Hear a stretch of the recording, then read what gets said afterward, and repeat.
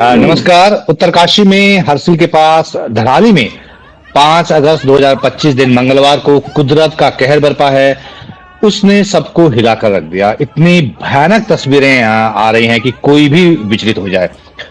धराली के ऊपर वाले हिस्से में बताया जा रहा है कि बादल फटा और अचानक इतना बड़ा सैलाब आया कि धराली कस्बा मटियामेट हो गया। मामा चलेगा सेफ जगह। मामा चलेगा मंदिर। तो जो बादल फटने की बात कही जा रही है, इसे समझना बहुत जरूरी है। ये बादल फटना क्या होता है, ऐसे हालात कब पैदा होते हैं और बादल फटता कैसे है, इसे जानने की दिलचस्पी जाहिर है सभी में होगी। इसीलिए मैंने प्रोफेसर केसी पुरोहित जी को न्योता दिया है, जो कि दूसरे विंडो में हमारे साथ जुड़ गए हैं, ताकि हम इस आपदा को के बारे में बहुत सरल भाषा में चीजों को समझ पाएं। डॉक्टर केसी पुरोहित गढ़वाल केंद्रीय विश्वविद्यालय में भूगोल विषय के प्रोफेसर रह चुके हैं और हिमालयी इलाके में जो आपदाएं हैं उनको उनके बारे में उनकी एक अपनी समझ है, अपनी स्टडी है, तो वो हमारे काम आएगी इस बातचीत में। प्रोफेसर केसी पुरोहित, बहुत बहुत धन्यवाद सर, बहुत आभार आपका कि आपने समय निकाला।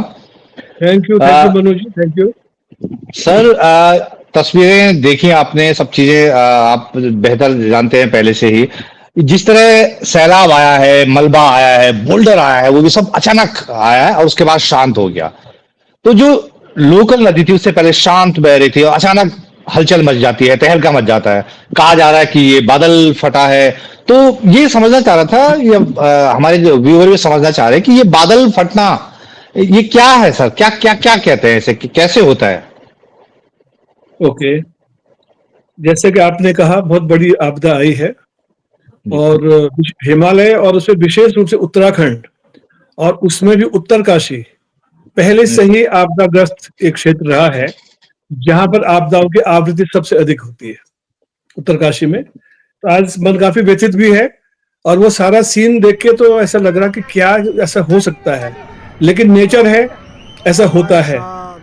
जहां एक और नेचर ने अपना काम किया है, तो जो जन धन और प्रॉपर्टी का जो नुकसान है उसके लिए मानव जनित जो हमारे व्यवहार है वो उसके लिए उत्तरदायी है।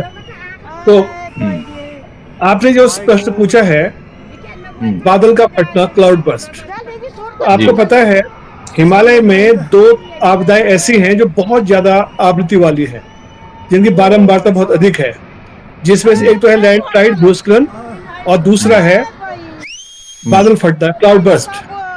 यहाँ पे बाढ़ नहीं आती है जनरली, क्योंकि घाटियां बहुत गहरी होती है। छोटी नदी हो, बड़ी नदी हो, सबकी घाटियां बहुत गहरी होती है, तो पाट की चौड़ाई कम होती है और इसकी तुलना में मैदानों में नदी का पाट बहुत चौड़ा होता है, तो पानी की जो गहराई है नदी की वो कम रहती है। तो यहाँ पे मनु साहब ऐसा है कि दो चीजें हैं, एक तो है बादल फटना और दूसरा अत्यधिक वृष्टि होना। सामान्य रूप से आप किसी को पूछेंगे तो ये उत्तर मिलता है कि बहुत अधिक बारिश जब हो जाती है और 1 घंटे में 100 मिलीमीटर से अधिक बारिश हो जाए किसी क्षेत्र में, तो वो बादल का फटना है। लेकिन मेरे हिसाब से जो लगता भी है, और अभी एक एवरेज है 266 मिलीमीटर बारिश अगर 1 घंटे में हो जाए। अभी ये हम तो बात 100 की कर रहे हैं, और वर्ल्ड रिकॉर्ड ऐसा है, एक जगह है हॉल्ट मिसौरी में, यूएस में, वहां पे 22 जून 1947 को जब बारिश हुई तो 1 घंटे में 304.8 मिलीमीटर बारिश हुई। ये वर्ल्ड रिकॉर्ड है गिनीज बुक में। हम 100 की बात करें, वहां 300 कुछ बारिश हो गई। तो पूरे अमेरिका में प्लस मिसौरी में बहुत ज्यादा बारिश हुई थी। ये घटनाएं हैं जो रिकॉर्ड है, वर्ल्ड रिकॉर्ड में दर्ज है। तो अत्यधिक वृष्टि होने का मतलब ये नहीं कि बादल फटता है, दो चीज अलग अलग करके कहेंगे। और अभी तक मुझे ये कहने में कोई संकोच नहीं है कि कोई भी वर्ल्ड वाइड एक्सेप्टेड कोई डेफिनेशन नहीं है कि बादल फटना क्या होता है। बेसिकली दोनों अलग अलग हैं, अतिवृष्टि होना अलग है, बादल फटना अलग है। तो आपको मैं एक छोटे से एक क्या कह सकते हैं उसको, उदाहरण के द्वारा मैं आपको समझाता हूं। एक गुब्बारा है, मतलब बादल कपड़े की तरह नहीं फटता, या बादल जो है ये क्या कहते हैं उसको, कागज की तरह नहीं फटता है। एक शब्द हम बहुत यूज करते हैं कि वो तो फट पड़ा। मैं जब उसके घर गया तो मुझसे नाराज था, मुझे देखते फट पड़ा, एकदम बर्स्ट आउट। या हम ये भी कह सकते वो तो बरस पड़ा मुझ पे। तो ये बरसना और फटना वहां तो लगभग एक मीनिंग है, और यहां भी हम लोग इसी का घोल-मेल करके बताते हैं कि क्लाउड बर्स्ट और जो अत्यधिक बारिश है वो एक ही है, पर ऐसा नहीं है। आप देखिए गुब्बारे में आप पानी भर दें, किसी गुब्बारे में पानी भर दें और काफी ऊंचाई पर जाके उस पर प्रिक कर दे, छोड़ दे, उसको नीचे से छेद कर दे बड़ा सा, तो पानी क्या होगा, सीधे नीचे आएगा, और जहां नीचे आएगा, जहां गिरेगा वहां मिट्टी में गड्ढा करेगा, छोटा सा ही सही लेकिन करेगा, अपने पानी की मात्रा के हिसाब से और ऊंचाई के हिसाब से। The same happens with the mountains. तो यद्यपि ये बड़ा एक जिसको कहते हैं विवादास्पद एक थ्योरी है कि पहाड़ों में ही क्लाउड बर्स्ट होता है, मैदानों में नहीं होता है। जब कुछ लोग कहते हैं मैदानों में भी होता है, लेकिन मैदानों में ऐसा क्लाउड बर्स्ट नहीं होता है। क्लाउड बर्स्ट का प्रभाव पड़ सकता है वहां पे, जो ऊपरी अपर रीजन में होता है उसका प्रभाव पड़ सकता है। तो यहाँ यह स्थिति है, पहाड़ों में आपको पता है टोपोग्राफी, इसकी जो भौगोलिक बनावट है, वो यहाँ की जो ओरोग्राफी है, जिसको एक बनावट कहते हैं, पर्वतीय जो स्थलाकृति है इसकी, ये होता ये है कि जब धरातल से आपकी गर्म हवा ऊपर को उठती है, उसमें नमी होती है, और जैसे जैसे जैसे ऊपर उठती है तो वहां जाके चारों ओर से ये पर्वतों से घिरी रहती है सकरा। ये बिल्कुल लोकलाइज घटना है। बादल फटना किसी स्थान विशेष की बहुत लोकलाइज्ड घटना है, इंटेंस है लेकिन लोकलाइज्ड है, स्थानिक है, बहुत बड़े पैमाने व्यापक रूप से इधर उधर नहीं होता, इसमें लोकल होगा। तो वो जो पर्वतीय बनावट है, वो उस हवा को जो अब वर्षा करने ही वाली है कुछ देर में, उसको नीचे आने से रोकती है, इधर उधर आने नहीं देती। तो वर्षा क्या होती है, वो जो रेन बियरिंग जो क्लाउड है, बादल है, वो ऊपर उठते हैं, तो वहां पर उसको क्या मिलता है, तापक्रम उसका गिर जाता है। तापक्रम धीरे धीरे, क्यों ठंडा होगा वो, तो फैल जाते हैं, और वहां पर अचानक तापक्रम गिरने की वजह से बहुत ये चारों ओर से उस पर दबाव पड़ जाता है, और अचानक जो पानी की बूंदों से भरा हुआ जो बादल है, जो इसको जनरली कहते हैं ओकमोलिम्बस निम्बस क्लाउड, कपासी मेघ, उसमें एक क्षमता होती है कि उतनी देर तक उस पानी की बूंदों को से भरे हुए जल की मात्रा को अपने में धारण कर सके। तो अचानक पानी तापक्रम गिरता है, उसे विशेष ऊंचाई पे जाके, और जो पानी आपके एक बड़े क्षेत्र में बरसना था बूंद बूंद करके, वर्षा के बूंद के रूप में, वो अचानक एक नदी के रूप में 2-3-4 किलोमीटर ऊंचाई से अचानक धरती पे गिरता है। ये क्लाउड बर्स्ट, ये बादल फटना है। ये क्रिया है बादल फटने की, वैज्ञानिक क्रिया ये है। लेकिन सर जो हमने उत्तरकाशी वाली तक, हाँ, जो उत्तरकाशी वाली वीडियो देखे, उसमें तो मतलब बहुत मात्रा है, बहुत ज्यादा मात्रा है, मतलब पानी की। हाँ सर, हाँ जी सर। अब आप बताइए, सामान्य बारिश में इतनी मात्रा नहीं हो सकती पानी की, क्योंकि जो नदी है वो क्षीर नदी है, बहुत छोटी सी नदी है, भागीरथी की सहायक नदी है, तो उसमें उतना पानी है नहीं। लेकिन क्योंकि अपर रीचेज में जहां कहीं बादल फटा होगा ऊपरी घाटी में, तो मैंने जैसे कहा आपसे, बहुत अधिक ऊंचाई से पानी की एक पूरी नदी नीचे गिरती है, धरातल पे गिरती है, उसी घाटी में गिरी होगी, और जब गिरती है तो उलट पुलट हो जाता है वहां पे। सबसे पहले तो बहुत बड़ा गड्ढा होगा, और पानी की मात्रा कितनी है, हाइट कितनी थी, वो उस पर डिपेंड करेगा, और जैसे गड्ढा होगा वो उखाड़ के सब लेके जाता, क्योंकि पानी है उसके साथ में। एक उदाहरण दूसरा मैं आपको दे सकता हूं, जब हम फूलों पे पानी देते हैं तो क्या करते हैं, हम फवारा लेते हैं, हजारा जिसको कहते हैं, फवारा लेके, अब उसमें 2 लीटर आपने पानी भरा हुआ है, तो हम डायरेक्ट बाल्टी डाल के क्यों नहीं करते? अगर आपकी फूलों की क्यारी है और हम इतनी दूरी से बाल्टी फेंक दें तो क्या होगा, नुकसान हो जाएगा फूलों को। नुकसान ही नहीं होगा, पेड़ तो गड्ढा पड़ेगा वहां, तो जो फूल वूल लगे, मिट्टी उट्टी ऊपर उठेगी, वहां गड्ढा पड़ जाएगा। अब पानी अगर है तो बहना शुरू हो जाएगा। यही प्रक्रम है क्लाउड बर्स्ट का, ऊंचाई पर पहाड़ों में। अब वो मात्रा पानी की अगर ज्यादा रहेगी तो वो बहुत अधिक दूर तक जाएगा पानी। तो आप देखिए वहां कहीं पीछे 3-4 किलोमीटर पीछे हुआ होगा, 2-3 किलोमीटर पीछे, मतलब नदी की घाटी में, ऊपरी घाटी में, और ऊंचाई रहेगी कम से कम 2-3 किलोमीटर, जहां से बादल बरसा है नीचे, वो पानी बरसा है। धराली का टॉप है, कहीं वहां कहीं हुआ होगा, बादल फटा होगा, वहां पर गिरा होगा, ये कह रहे हैं आप? ना ना ना ना ना ना, धराली से जो नदी आ रही है उसके पीछे जाइए, अपर रीचेज में, पिछली अच्छा। घाटी में नदी की पिछली घाटी है वो। धराली प्रॉपर में क्लाउड बस्ट नहीं हुआ, क्लाउड अच्छा। बस्ट कहीं पीछे हुआ। ये तो प्रभाव है उसका, धरातल पे तो प्रकट हुआ। जो उसका पीछे अच्छा। पर 2-3 किलोमीटर 4 किलोमीटर पीछे से जो क्लाउड बस्ट हुआ घाटी में, उसका हाँ। पानी उस चैनल से बहते बहते धराली पहुंच गया। और पानी के साथ असली ड्राइविंग फोर्स क्या है इसकी, पानी नहीं ज्यादा हम्म। ड्राइविंग फोर्स, पानी के साथ हम्म। जो मलबा है, मिट्टी कंकड़ हम्म। पत्थर बड़े बड़े बोल्डर्स पेड़ वगैरह सब आते हैं, तो वो ड्राइविंग फोर्स है, वो एक्स्ट्रा ताकत मिल जाती है उसको। तो अब कई बार नदी अपना कोर्स बदल देती है, ओहो। अपना रास्ता बदल जाती है, वो ब्लॉक हो जाता है। ब्लॉकेड अभी सुना आपने, अभी हम न्यूज देख रहे थे, वहां भी ब्लॉकेड हो गया हरसर की तरफ को, जो भागीरथी है वो हम्म। भी ब्लॉकेड हो गया उसमें।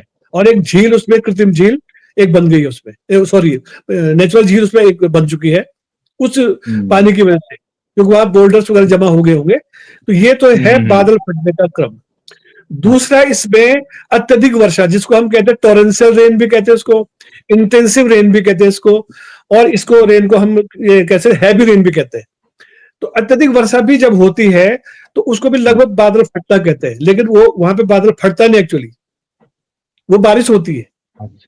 तो क्या हर समय अच्छा। जब बारिश होगी तो क्या ऐसे फ्लड आएगा? नहीं, ये फ्लैश हम्म। फ्लड है, फ्लैश फ्लड है ये, जो ऊपर की अत्यधिक ऊंचाई से जब नदी के रूप में पानी नीचे गिरता है तो वहां पे गड्ढा बनाता बहुत बड़ा, उसको उखाड़ के लेके जाता है, और जितनी पानी की अधिक मात्रा होगी, जितना उसका रास्ता होगा, वहां तक वो लेके सबको जाएगा। लेना। ठीक, ये उसका प्रोसेस अच्छा। है जी। हम्म। तो हम ये देख रहे हैं कि आज मतलब वो फ्लड आता है और उसके बाद शांत हो जाता है।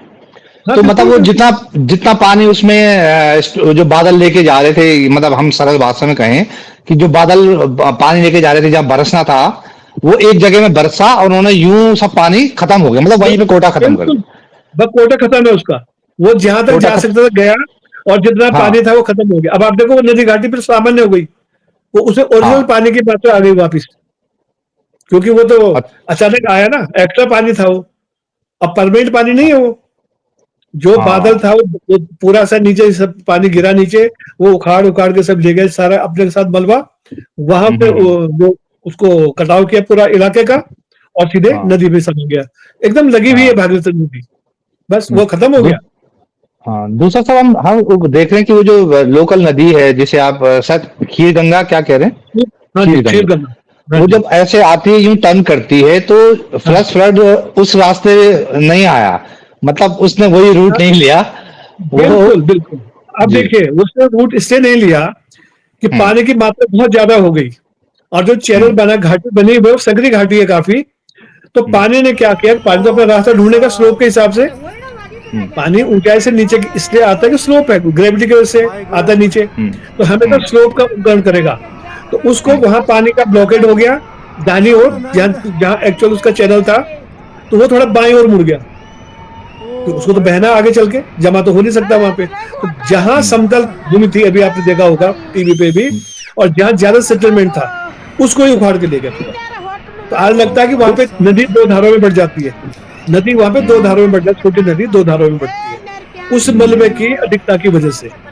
बहुत ज्यादा लोड था उसमें, टनों तो जो मलबा। फोर्स, हाँ, जो टनो मलबा फोर्स उसके पीछे था वो हाँ उसको जी, कहीं और ले गया, मतलब दो रास्ते कर दिए उसने भागीरथी में हाँ, जाने के लिए। वहां अच्छा। ब्लॉक हो गया ना, दूसरे रास्ते पे जा रहा है पानी, लेकिन वो बहुत अधिक ज्यादा है ना पानी, तो वो दूसरी हाँ। तरफ आ गया, सकरी अच्छा। घाटी होने की वजह से। अगर घाटी बहुत चौड़ी होती तो पानी वहीं जाता, पूरा मलबा वहीं जाता, हम्म। लेकिन पहाड़ में हम्म। ऐसा नहीं होगा, नहीं होता है। हम्म। तो अब केवल वहां हम्म। पे मलबे के जो क्लाउड बस के केवल निशान वहां पर पड़े हुए हैं, बस विनाश के रूप में अच्छा। उसके निशान आप देख सकते हैं, कि मलबा है, कीचड़ है, पत्थर है, बोल्डर्स बड़े बड़े पत्थर हैं, ये सारे उसमें। हम्म। तो अभी मतलब जो पूरा भूगोल भागीरथी में तो हम्म। जो ये हमारा कस्बा है छोटा सा, ये धराली, जी। उसके जो मकान बह गए थे वो सब गिरे नीचे, खिड़की दरवाजे लोहा लक्कड़ सब उसमें चला गया नीचे नदी में, और उनका ब्लॉक हो नदी गया में। वो आगे चल तो के। मतलब उसने पूरा भूगोल बदल दिया, उस इलाके का भूगोल बदल दिया है। क्योंकि जैसे मैंने आपसे कहा वो लोकलाइज्ड है, वो बहुत छोटे हम्म। पैमाने पे है, लेकिन हम्म। विनाश बहुत बड़े पैमाने पे है। हाँ अच्छा। तो सर जैसे अभी कहा जा रहा है कि मतलब हम भी देख रहे हैं कुछ सालों से कुछ ज्यादा हो सकता है कि कुछ चूंकि हमारे पास माध्यम ज्यादा आ गए हैं, लेकिन हम देख रहे हैं कि हमारे पहाड़ों में या हिमाचल के पहाड़ों में ये इस तरह की घटनाएं बहुत ज्यादा हो रही हैं। बादल फटने की घटनाएं, क्या आप भी इस चेंज को देख रहे हैं सर? इतने साल से आप हिमालयी आपदाओं को देख रहे हैं, समझ रहे हैं, पढ़ रहे हैं, उसके बारे में बता रहे हैं लोगों को, तो क्या हाँ आपको कुछ चेंज दिख रहा है हाल के समय में?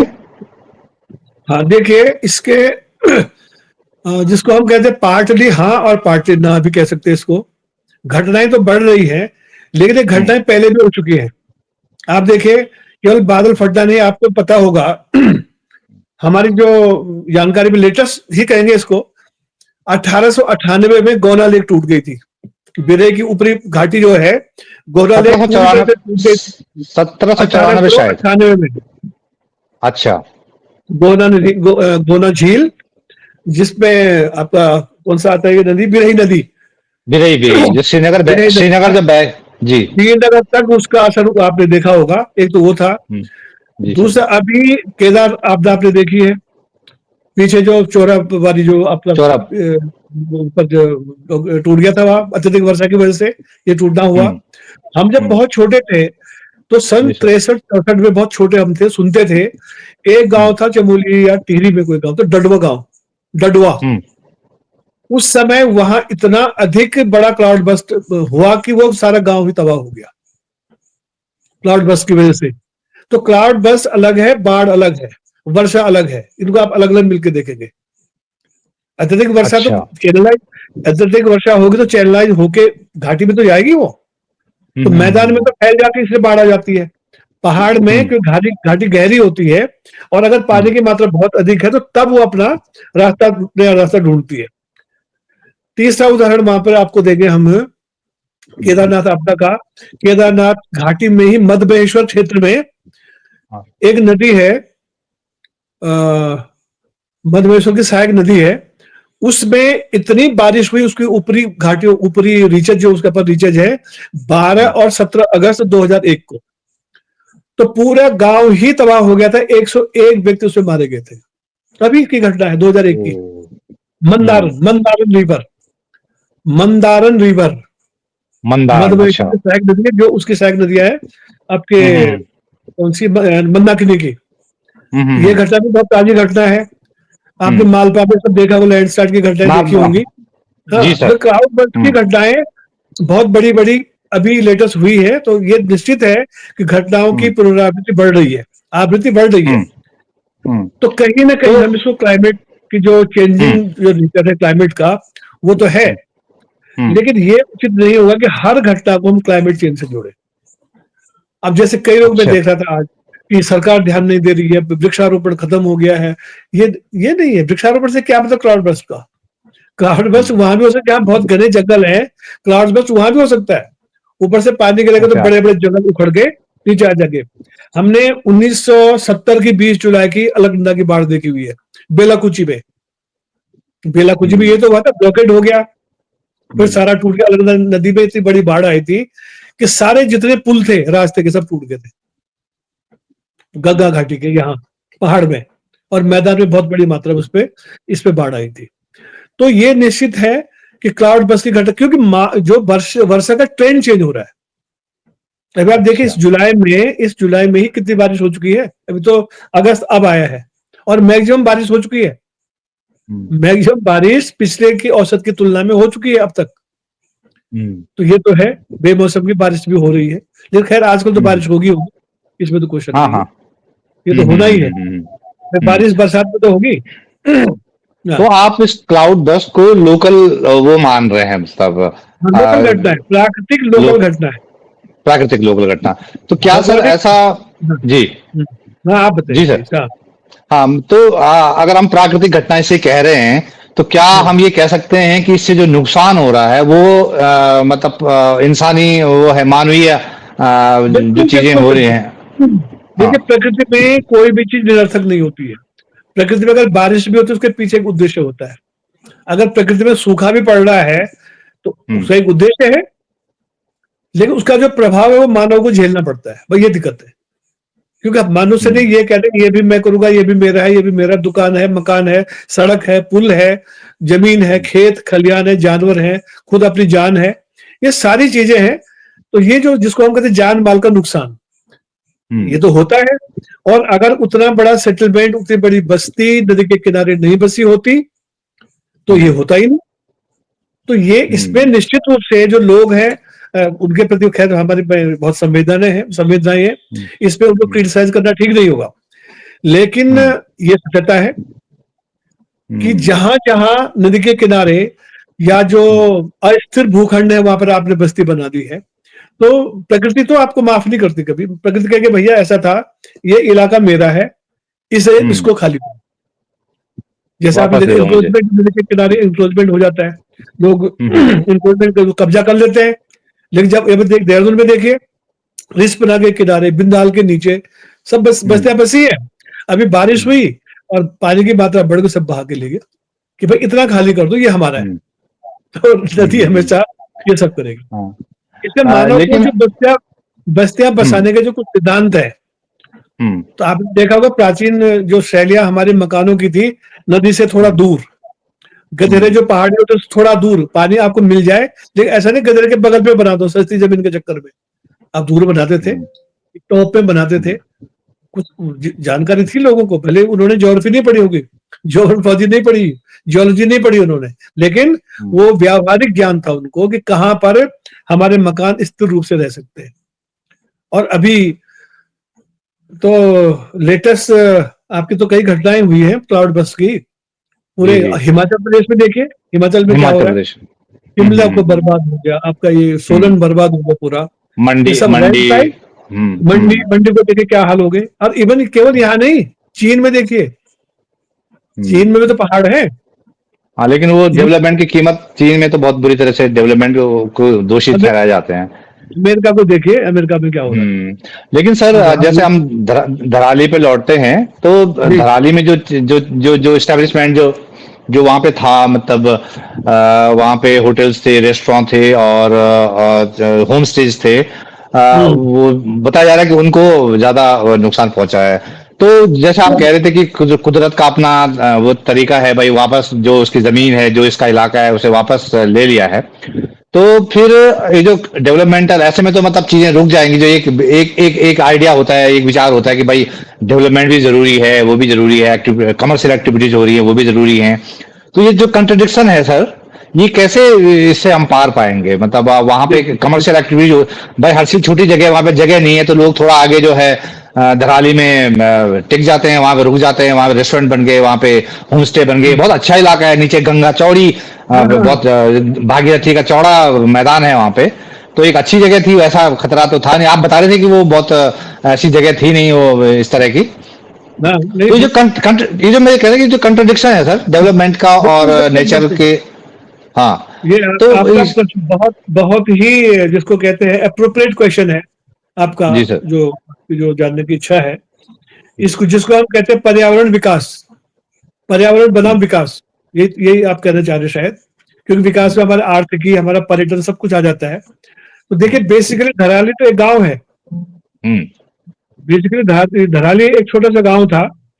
अब इन्होंने क्या कर दिया है कि गंगोत्री रूट पे, बहुत गंगोत्री के काफी नजदीक है गांव, हत्ती के पास है 6 किलोमीटर पे, तो यहाँ पे गवर्नमेंट की पॉलिसी है होम स्टे की, और इससे निश्चित रूप से लोगों की ये सब चीजें बढ़ रही है, इकोनॉमिक एक्टिविटी बढ़ रही है, रीजनल इकोनॉमी को बहुत बड़ा बूस्ट मिलता है, इससे बहुत अधिक बूस्ट मिलता है।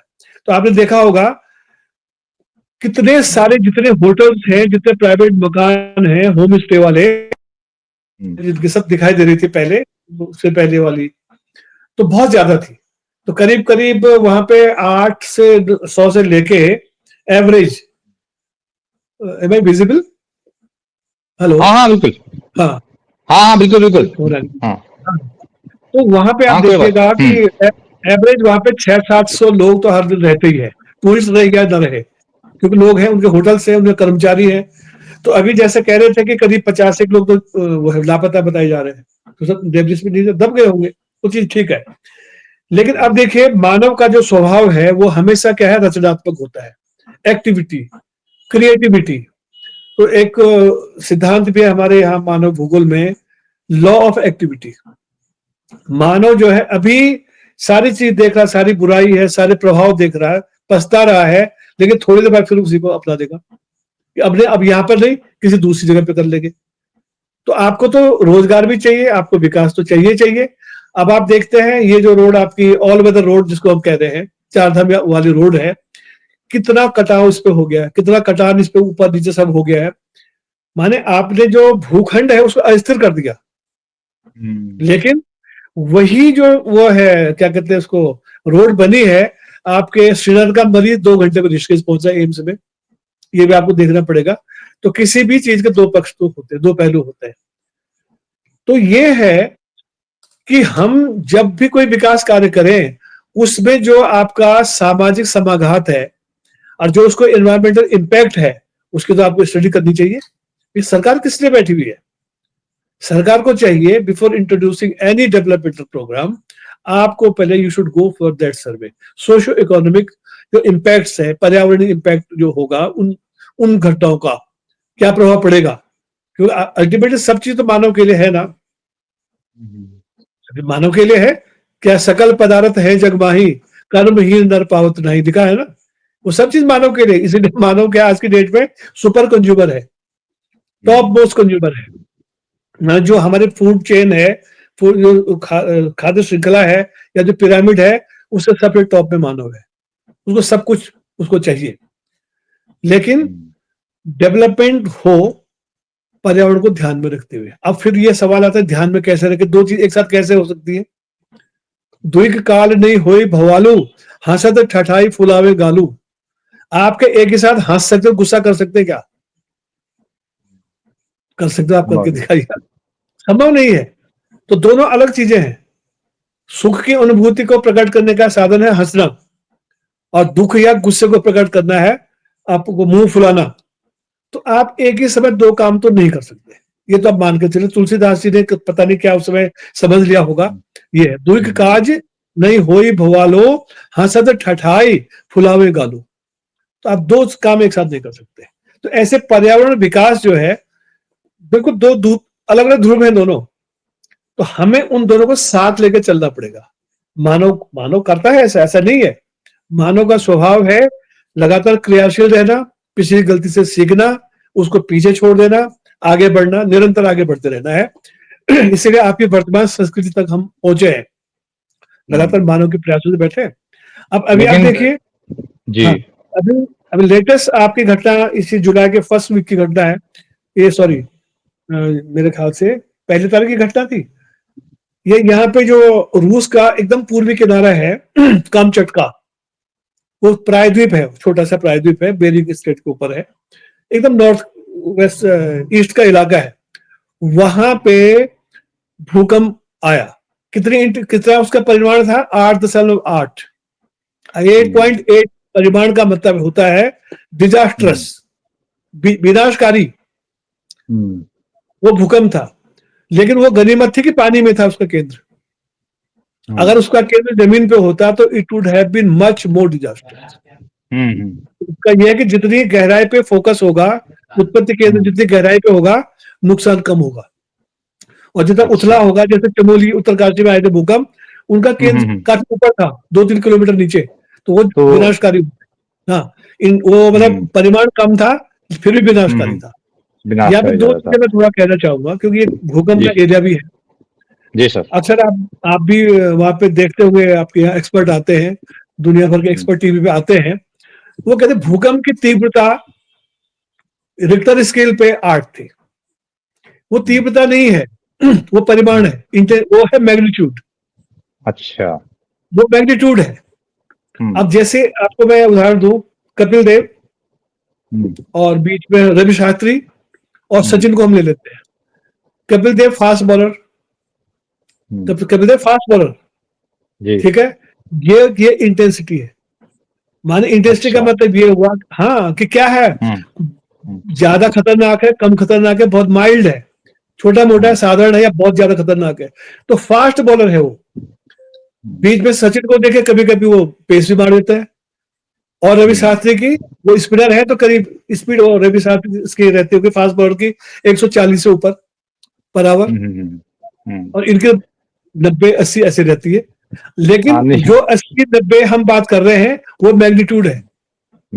अगर 8.7 है, 7 है, 6 है, दैट इज मैग्नीट्यूड, परिमाण। तो ये जब भी आपके यहाँ एक्सपर्ट आते होंगे, आप थोड़ा जरूर उनको ये कहिए।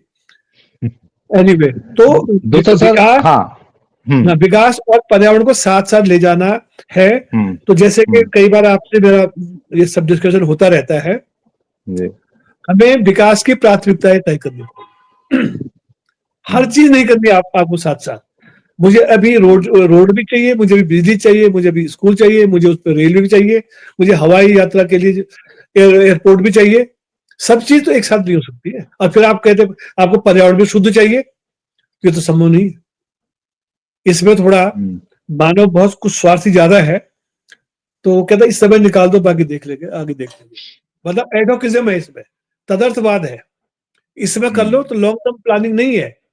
और इसमें देखा जाए तो इसमें सबसे बड़ा रोल इस समय होना चाहिए था स्टेट गवर्नमेंट का। खैर वो काम कर रहे हैं, लेकिन उससे हम्म बड़ा रोल हमेशा आप ध्यान देंगे, जब भी आपदाएं आती है किसी क्षेत्र में भी, सबसे पहले जो वहां पहुंचता है वहां का लोकल आदमी पहुंचता है।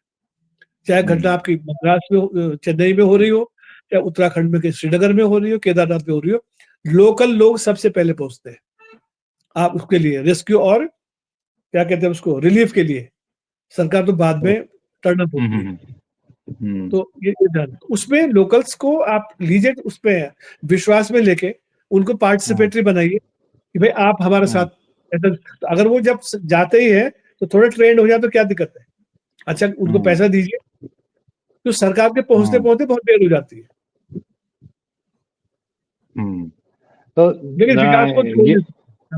हाँ, हाँ, तो विकास ये को छोड़ नहीं सकते। हाँ, विकास, हाँ, तो ये आप बैलेंस उसकी बात कर रहे हैं, बैलेंस बनाने की, और ये बड़ा चैलेंज है कि बैलेंस हम्म। कैसे बने। मैं सरकारें मैं जो हैं उस हिसाब। मैं कह तो रहा तो हूँ आपसे, मैं बैलेंस बनेगा विकास हम्म की प्राथमिकताएं तय करके। प्राथमिकताएं, हाँ, हाँ, लेकिन आपको सब चीजें खुद, चाहिए तो। जैसे आपके घर में एक बजट होता है ना, हम्म बजट घर में होता है कि आपको आपको टेलीविजन भी चाहिए, आपको वॉशिंग मशीन चाहिए, आपको ये चाहिए, सब चीज चाहिए, आपको कार चाहिए। तो अब हम्म उनमें से प्राथमिकता आप किसको देते हैं? अपने आर्थिक स्थिति को देख के। हम्म आप प्रायोरिटी फिक्स करिए। हो सकता है कि राशन पे ज्यादा ध्यान दें आप, राशन ज्यादा जरूरी है। हम्म तो हमें हम्म यहाँ पे थोड़ा सा कॉम्प्रोमाइज करना पड़ेगा। हमें हम्म, मीन्स मानव मात्र जितने संसार हाँ। के सब है। हम्म अब अभी एक सज्जन कहीं मैं देख रहा था, वो कहते औद्योगिकरण के बाद जो है बहुत ज्यादा ये सब हो गया। अब आप तो हम्म औद्योगिकरण के बाद हुआ, तो हम्म ये जो इसकी घटना 1947 की घटना बताई जा रही है, अमेरिका में जो हॉल्ट मैंने बताया था अभी। तो वहां हम्म वहां तो बस उस समय हो गया। उद्योग तो उस हम्म वक्त मतलब लगभग मिडिल स्टेज में थे। एक अभी आपका यूएस में ही एक जगह है डेथ वैली में, कैलिफोर्निया में। उसका हम्म नाम है अ, उसका नाम है फर्नेस क्रीक। फर्नेस क्रीक वहां का 1913 में, ताप 1913, आप नोट करिए इसको, 1913, आज से हम्म 100 साल से भी ज्यादा, एक सदी पहले। उसका हम्म, तापमान था 56.7 डिग्री। आप सोचिए, अच्छा। 56.7 डिग्री था आपका हम्म 1913 में। आज तो ऐसा कहीं नहीं पृथ्वी पे तापक्रम। इतना ज्यादा हम्म तापक्रम आज भी नहीं पृथ्वी पे। हम्म तो उस समय क्या रहा होगा? तब विकास भी नहीं था। हम्म तब विकास की इतनी ज्यादा वो भी नहीं थी ना कि भाई ये सब चाहिए हमें, शुरू हो रहा था उसमें विकास। हम्म। तो ये चीज ध्यान देने की। हाँ, तो दूसरा सर, एक एक और धारणा हमारे पहाड़ों में है कि जो मतलब ऐसा माना जाता है, मतलब इसमें पता नहीं वैज्ञानिक बताएंगे, कि ये जो जब से डैम हमारे यहाँ बहुत ज्यादा बने हैं, और ऐसा माना जा रहा है कि क्लाउड बर्स्ट की घटनाएं बढ़ी हैं, क्या ऐसा, मतलब क्या इसके पीछे कुछ लॉजिक आता है समझ में, या ये सिर्फ ऐसे ही लोग धारणाएं बना रहे हैं अपने अपने आप। देखिए देखिए, जो जो डैम बना है हम्म वो अपने में एक स्वतंत्र इकाई है। काफी हम्म खोजबीन के बाद, काफी सर्वे के बाद, ठोक पीटने के बाद वो डैम वहां पे, हम्म जियोलॉजिकल सर्वे हुआ होगा उसका। उसका हम्म उन्होंने इन्वायरमेंट इम्पैक्ट असेसमेंट किया होगा उसका। अब ये हम्म भी वास्तव में एक दुखद वो है, जब आप देखिए टिहरी डैम हम्म कब शुरू हो गया था, और हम्म बाद में 80 के दशक में लोग खड़े हो गए, साहब ने इसको बंद करो। वो 60s में लास्ट में शुरू हो गया था, वो लेट 60s में। हाँ हाँ, और 80s 69 में के आप कह आसपास रहे, है। हाँ जी हाँ, तो आप हम्म 80s में आप आके कह रहे नहीं इसको बंद करो, जबकि आप उसका 9 अरब रुपया उस समय खर्च हो चुका था। ये भी तो आप देखिए। तब वो वैज्ञानिक, वो पर्यावरणवादी तब कहाँ थे, जिससे वो बनना था? तो कहीं न कहीं शक जाता है कि हुँ। कुछ गड़बड़ है। आप विरोध जो है at the very hmm, outset आपको करना चाहिए था। बिल्कुल न ना हो, हाँ। कोई बात हाँ, नहीं, डैम चलिए नहीं मिलेगा। वो मुझे हाँ, मतलब इसमें बहुत वैज्ञानिक तथ्य लगता नहीं है। मैं बस एक और समझना चाह रहा हूँ आखिर में सर आपसे। हाँ जी। जब हम कहते हैं कि बादल जो है मतलब इतना अनुमान मौसम विभाग लगा लेता है कि भाई यहाँ बादल छाए रहेंगे, ये होगा। बिल्कुल, तो बिल्कुल, क्या बिल्कुल। क्लाउड बर्स्ट होगा या हो सकता है या यहाँ पे बहुत सारा क्लाउड इकट्ठा हो के ऐसे हो जाएगा? क्या इसका भी कुछ अनुमान लग सकता है? आप ज्योग्राफी को बहुत ढंग से समझते हैं चीज़ों को। देखिए, तो देखिए, क्या ऐसा कुछ हो सकता है क्या या इसमें कोई गुंजाइश नहीं है ये अनुमान लगाने की? फिलहाल तो ऐसा है नहीं संभव। अब पता नहीं इतनी बड़ी पृथ्वी पे इतने ज़्यादा पहाड़ हैं, इतनी ज़्यादा घाटियाँ हैं, छोटी नदियाँ, उससे छोटी नदियाँ, उससे और छोटे छठे लेवल तक की नदियाँ हमारे पास हैं। अब पता नहीं किस घाटी में कब क्या हो जाए, ये तो कह नहीं सकते हैं। लेकिन ये हुँ, ज़रूर है कि इसमें हुँ, हम लोग कहते हैं ना, सेफ्टी सेव्स, बचाव में ही बचाव हुँ, है, बचाव में ही हुँ, सुरक्षा है। तो अगर हुँ, आप ये कहते हैं कि भई ऐसी-ऐसी जगहों पे अगर हम ना रहें, अभी आप दिल्ली में बैठे, मैं देहरादून में बैठा हूँ, तो हमें हुँ, फिलहाल क्लाउड बर्स्ट का कोई डर नहीं है, कोई डर नहीं है ना। हुँ, लेकिन आपके यमुना के किनारे कोई झुग्गी-झोपड़ियाँ होंगी तो उसको डर होना चाहिए। वो तो थोड़ा-सा पानी बढ़ेगा तो चला जाएगा वो भी इधर से उधर, है ना? हुँ, तो मानव को इसमें सीख लेने की ज़रूरत है। पिछले जो अनुभव है, जो लेसन क्या सीखा उसने, वो देखना पड़ेगा, हुँ, है ना? और ये नहीं कि अभी देखिए, जो भविष्यवाणी है, अभी देखिए कुछ वैज्ञानिक क्या करते हैं, डराते बहुत ज़्यादा है। बेमतलब का जिसको कहते हैं पैनिक पैदा करने के लिए। मैं कोई क्रिटिसाइज़ नहीं कर रहा हूँ उनकी, हुँ, लेकिन हुँ, ये कह रहा हूँ कि भई आप या तो सटीक बताओ, ये जो आप चाह रहे थे हुँ, मुझसे बोलना, कि आप बताओ कि हुँ, क्या यहाँ पे क्लाउड बर्स्ट हो सकता है? तो अभी हुँ, एक किसी वैज्ञानिक ने कह दिया, बड़े हमारा कोई संस्थान है उत्तराखंड में, तो कहते हुँ, हैं जी अब बहुत बड़ा भूकंप आएगा उत्तराखंड में। फिर कब आएगा? सिस्टम तो है कि हमें 1 मिनट पहले पता चल जाएगा। तो जब तक 1 मिनट पहले आपको पता चला, तब तक आप घर से आप नीचे भी नहीं उतर सकते, ऊपरी मंजिल से, तब तक भूकंप आ जाएगा। लेकिन ऐसा डराने हुँ। वाला ठीक नहीं है कि वो तो आप भी कह सकते हैं, हाँ, मुझे लग रहा है कि बहुत ज़्यादा विनाश होगा, समुद्र में पानी बढ़ जाएगा। वो तो बढ़ेगा, आप हाँ, नई बात कौन-सी कह रहे हैं। हुँ, ये नहीं है। तो सटीक तो भविष्यवाणियाँ हो, ऐसा अभी तक हुँ, कहीं है ही नहीं। तो डराने के बजाय शिक्षित करना, सतर्क करना ये ज़्यादा हाँ, ज़रूरी है बिल्कुल, बिल्कुल। डॉक्टर पुरोहित ये कहना चाह रहे हैं। तो डॉक्टर साहब बहुत धन्यवाद आपने बहुत सरल तरीके से खासकर जो ये इसके लेके एक वो जो तिलिस्म था कि बादल कैसे फटता है, ये क्या हो गया, इतना हुँ, पानी कहाँ से आ गया और अचानक सब कुछ बंद कैसे हो गया, सन्नाटा कैसे हो गया उसके बाद। तो ये एग्ज़ैक्टली, हाँ। उसको बहुत बहुत सरल शब्दों में बहुत आसान तरीके से समझाया। तो एक मुझे लगता है एक जी, जी। थोड़ा रह गई एक चीज़, सॉरी, एक चीज़ रह गई थी हाँ इसमें, सर, कि श्योर। खैर आप तो विज़िट करते रहते हैं, आप गाँव भी जाते हैं अपने, और कई जगह आप जी, जाते रहते हैं, फ़ोटोग्राफ़ी जी, आपकी देखी देखी जाती है। जी आप सर। कभी विज़िट करिएगा, जिस इलाके में क्लाउड बर्स्ट हुआ होगा, तो जहाँ भी जिस स्लोप पे क्लाउड बर्स्ट हुआ होगा, आप वहाँ का ज़रूर फ़ोटो लीजिएगा। कहाँ पर वो हुआ, पानी कहाँ पर गिरा, वहाँ से फिर उसने पानी को उलट-पलट करना कहाँ से शुरू किया ज़मीन को, तो बहुत लंबा हुँ, कई किलोमीटर आपको मिल जाएगा वो इलाका। खाली सामान्य बारिश में ऐसा नहीं होता है। सामान्य बारिश में तो बूँद-बूँद हुँ, करके पानी बरसता है, एक किसी चैनल हुँ। में आता पानी और आगे निकल जाता है, भले मात्रा ज़्यादा तो हो तो बाढ़ आती है। हाँ, तो मतलब सामान्य इस वर्षा थ्योरी को में बाढ़ आती है। मतलब हाँ, हाँ, तो मतलब ये इस थ्योरी में कोई दम नहीं कि हम कहें कि धराली में बादल फटा साहब, ये कोई बात नहीं, मतलब धराली ना, के नहीं, पीछे नहीं, कहीं फटा। धराली के कहीं पीछे पड़ा, उसका प्रभाव धराली में पड़ा, और अगर वहाँ पे हुँ, धराली में सेटलमेंट नहीं होते, मानव अधिवास नहीं होते, तो हम तो भूल जाते उसको, पता ही बात नहीं ही नहीं चलता थी। क्या। पता नहीं कितनी घाटों में मतलब क्लाउड बर्स्ट हो रहे हैं, जो अननोन है हमारे, क्योंकि हमें उससे कोई मतलब नहीं है। हम प्रभावित नहीं है, इसलिए हम उसका नोटिस लेते नहीं हुँ, है। ये असर है उसका। जी। हाँ, तो क्लाउड बर्स्ट तो कहीं डॉक्टर और साहब हो रहा है, उसका प्रभाव तो ज़्यादा है। प्रभाव हाँ, धराली में इन तस्वीरों में हमने देखा है ना? हाँ जी। तो डॉक्टर साहब मैंने आपका बहुत समय लिया और बहुत-बहुत धन्यवाद इतने नहीं, सरल नहीं, शब्दों में इन चीज़ को समझाने के लिए। बहुत-बहुत धन्यवाद सर आपका। बहुत-बहुत शुक्रिया। नहीं, मुझे मुझे तो पता नहीं, लगता नहीं कि मैंने कुछ आपकी जिज्ञासा शांत कर पाया कि नहीं कर पाया। वो तो आप उसका विश्लेषण करेंगे, लेकिन आपने इंटरेक्शन का मौका दिया, और इसके लिए आपको बहुत धन्यवाद। थैंक यू सो शुक्रिया सर, मच। धन्यवाद। Thank thank you. You, thank you.